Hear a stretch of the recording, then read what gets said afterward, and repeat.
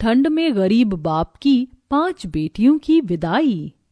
पूरी पूरी पूरी, गर्मा गर्म पूरी पूरी। जैसे ही आदमी पूरी से भरा परात लिए लाइन में आगे बढ़ता है, तभी ठंड से ठिठुरता गरीब शंकर अपनी पत्तल बढ़ाकर कहता है, अरे भाई, थोड़ी सब्जी और 2 पूरी डालना। जैसे वो आदमी पूरी देने लगता है, तभी पगड़ी पहने अमीर लालचंद वहां आकर उसे रोकते हुए कहता है, अरे ओ बिरजू, कोई जरूरत नहीं है इसको और पूरी देने की। क्यों रे शंकर, शर्म लाज सब धोकर पी गया है क्या? हाँ, तू घर में 5-5 जवान बेटियों को बिठाए रखा है और यहाँ दूसरे की बेटी की बारात में फ्री फंड का भोज खा रहा है। अरे तेरी सबसे बड़ी बेटी सुधा की जोड़ी की लड़कियां ब्याह करके कब की ससुराल चली गईं और बच्चों की मां बन गईं। तू कब ब्याहेगा अपनी बेटियां? अगर उनको ब्याहना तेरे बस में नहीं था तो 5-5 बेटियों को पैदा ही क्यों किया? मेरे माथे की पगड़ी देख रहा है, बड़े भाग से यह मौका मिलता है एक बाप को बेटी के ब्याह में पगड़ी पहनने का, समझा? लालचंद जानबूझकर पूरे समाज के बीच एक और तो अपनी अमीरी का बखान, तो वहीं दूसरी तरफ शंकर की गरीबी की हंसी उड़ा रहा था, जिससे शंकर सबके बीच बहुत शर्मसार होता है और अपनी आंखें झुकाए वहां से घर लौट आता है, जहां एक टूटे फूटे माटी के घर में उसकी बूढ़ी पत्नी जानकी और 5 बेटी सुधा, गहना, कविता, चंदा, राधा उस ठंड में भी एक दिए और जूते के लेस बना रही थी। माँ, मेरा हाथ। तू ठीक तो है राधा? दिखा मुझे अपना हाथ। हे भगवान, तेरा तो हाथ जल गया। कहा था तुझे कि लेस का माल तू ना बना, तुझे दिए पर संभाल कर हाथ चलाना था। पहले ही अपने घर के दुख भरी परिस्थितियों को बाहर से ही देखकर शंकर अपनी आंखों से आंसू पोंछकर मुस्कुराते हुए अंदर आता है। अरे क्या कर रही हैं बाबा की 5 बेटियां? अरे बाबा, आप आ गए। हे भगवान, आप तो ठंड से कांप रही हैं। मैं आपके लिए आग जला देती हूँ। कितनी बार कहा है आपको कि एक स्वेटर अपने लिए खरीद लीजिए, बाहर कितनी ठंड गिर रही है और आपका बुढ़ापे का भी शरीर है। तभी दुखमन से शंकर ने कहा, चिंता मत कर मेरी लाडो, तुम 5 को ब्याहने से पहले नहीं मरूंगा। जब तक तुम 5 की विदाई नहीं हो जाती, मेरे प्राणों को भी कहां मुक्ति मिलेगी। एक बार तुम 5 की विदाई कर दूं, फिर चाहे मेरी मिट्टी उठ जाए। ये सुनकर गरीब शंकर की 5 बेटियों की आंखों आंसुओं से भर जाती हैं। भगवान के लिए फिर कभी अपने मुंह से ऐसी बात मत निकालना बाबूजी। आपके सिवा माँ और हम 5 का इस दुनिया में है ही कौन? तभी जानकी खाना परोसती है और शंकर अपने हाथों से अपनी 5 बेटियों को खिलाता है। शंकर के पास धन दौलत नहीं थी, मगर वो दिलदार आदमी था। शंकर को हमेशा अपनी 5 बेटियों की शादी और उनकी विदाई की ही चिंता लगी रहती, क्योंकि कोई भी उसे रिश्ता नहीं जोड़ना चाहता था और कई दफा रिश्ते वाले देखने भी आते तो उसका गरीब घर द्वार देखकर चौखट से ही लौट जाते। ऐसे ही दिन बीतते हैं और शंकर का दूर का रिश्तेदार उसे एक रिश्ता बताता है। जानकी, कल सुधा चंदा को लड़के वाले देखने आ रहे हैं, उन्हें तैयार कर देना। मेरे एक मित्र हैं, उन्होंने ही ये रिश्ता बताया है। ईश्वर करे कि बात बन जाए तो इन दोनों के हाथ जल्दी पीले कर दूंगा। धीरे धीरे करके ही तो अपनी बेटियों का भार उतार पाऊंगा। अगले दिन रमा देवी शंकर की बेटियों को देखने आती है। आइए आइए बहन जी, आपका ही इंतजार था, यहाँ बैठिए। अरे जानकी बिटिया, उसको ले आना।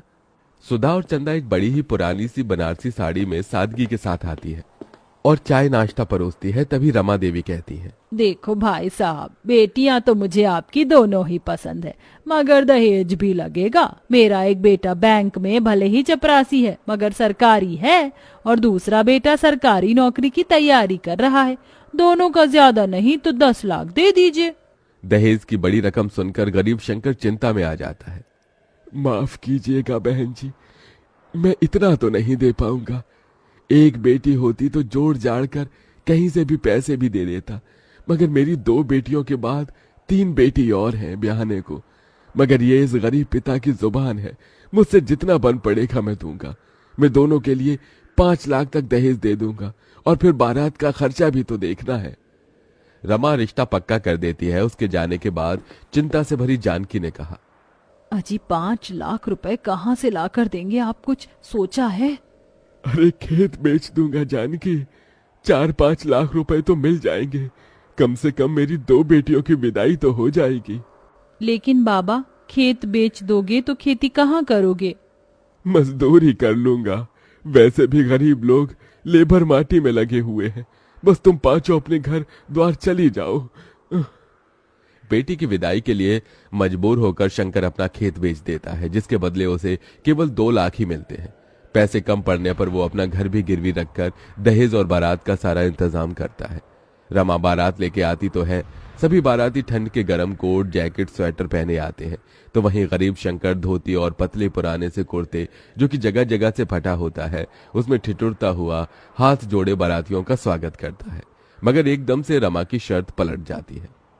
अरे रमा जी, आपने मुझे वचन दिया था, आप ऐसे कैसे बात से मुकर रही हैं? देखो भाई, 10 लाख रुपए से दहेज का एक पैसा कम नहीं लगेगा। अगर तुम दे सकते हो तो कहो, नहीं तो बारात वापस लेकर जाते हैं। शंकर डबडबाई आंखों से मंडप में दुल्हन बनी बैठी अपनी बेटी को देखकर अपनी पगड़ी उतारकर रमा के पैरों में रख देता है।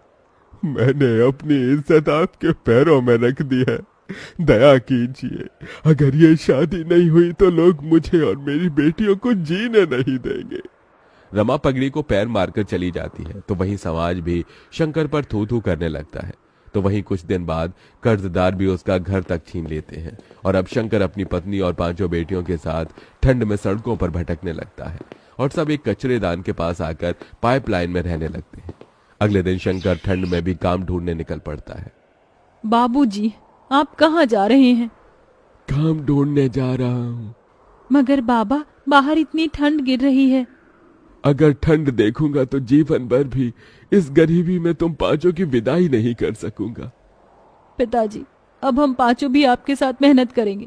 जब इस भयंकर ठंड में बूढ़े होकर आप काम करेंगे तो हम जवान होकर क्यों नहीं? थोड़ी दूर जाने के बाद शंकर को सड़क बनाने में काम मिलता है, जहां मजदूरों की जरूरत होती है। अब शंकर और उसकी बेटी कड़कड़ाती ठंड में मेहनत करने लगती है। तभी एक दिन ठंड से सड़क पर बहुत कुहासा छाया होता है, जिससे एक महंगी गाड़ी आगे आकर खंबे से टकरा जाती है। 5 बहनें आकर गाड़ी में से एक औरत को निकालती हैं। दीदी, इन माजी के सर से तो खून बह रहा है, इन्हें पट्टी बांधनी होगी। चंदा, चल इन्हें घर ले चलते हैं। शंकर का परिवार अंजना की बहुत देखभाल करता है। वहीं बातों बातों में शंकर अपना दुख उससे बांटता है और फिर, भाई साहब, भगवान ने आपकी 5 बेटियों को मेरे बेटों के लिए ही बनाया है। मैं इन्हें अपने घर की बहू बनाना चाहती हूँ। यह सुनकर शंकर की आंखों से खुशी के आंसू छलक पड़े। बहन जी, मैंने कभी सपने में भी नहीं सोचा था कि मेरी 5 बेटियों का रिश्ता इतने बड़े घर द्वार में लगेगा। बहुत ही ऊंचा भाग्य है तुम्हारा मेरी बच्चियों, जो अंजना जी ने तुम 5 को पसंद किया है। मगर मुझ गरीब के पास देने को दहेज नहीं बहन जी। मेरी 5 बेटियां ही मेरे जीवन भर की पूंजी है। भाई साहब, आप बस अपनी बेटियों को एक जोड़े में विदा कर दीजिए, मुझे और कुछ नहीं चाहिए। थोड़े ही दिन बाद शंकर अपनी बेटियों की विदाई की तैयारी में लग जाता है। वो कड़ाके की ठंड में कांपता ठिठुरता कचरेदान को साफ करके वहां मड़वा बनाता है और खाने पीने शुद्ध बुद्ध बिसार कर खुद को मेहनत में झोंक देता है और 2 पैसे ज्यादा कमाने के लिए गीली रेत बालू उठाकर मिले पैसे से 5 की शादी का जोड़ा खरीद कर लाता है। शादी का दिन आ जाता है। बड़े धूमधाम से अंजना बारात लेकर आती है। आंखों में आंसू भरकर शंकर कहता है, देखो जानकी, हमारी 5 बेटियों की बारात आई है, आज उनकी विदाई है। आपने अपने पिता होने का फर्ज पूरा किया जी। इसके बाद जानकी और शंकर उन 5 का कन्यादान कर देते हैं और विदाई का पल आ जाता है। तभी, ये लो मेरी बच्चियों, ये चावल पीछे को फेंक कर आगे बढ़ो। एक एक पैर बढ़ाती हुई 5 चावल पीछे जानकी की झोली में गिराती हैं और फिर अपने पिता के गले लगकर फूट फूट कर रोती हैं। बाबूजी, आपने हम 5 की विदाई के लिए बड़ा तप किया है। देखिए, आज हम विदा हो रही हैं। अपना ख्याल रखिएगा। तुम भी अपना ध्यान रखना मेरी बच्चियों, सदा खुश रहना। इसी के साथ गरीब शंकर अपनी 5 बेटियों को विदा कर देता है।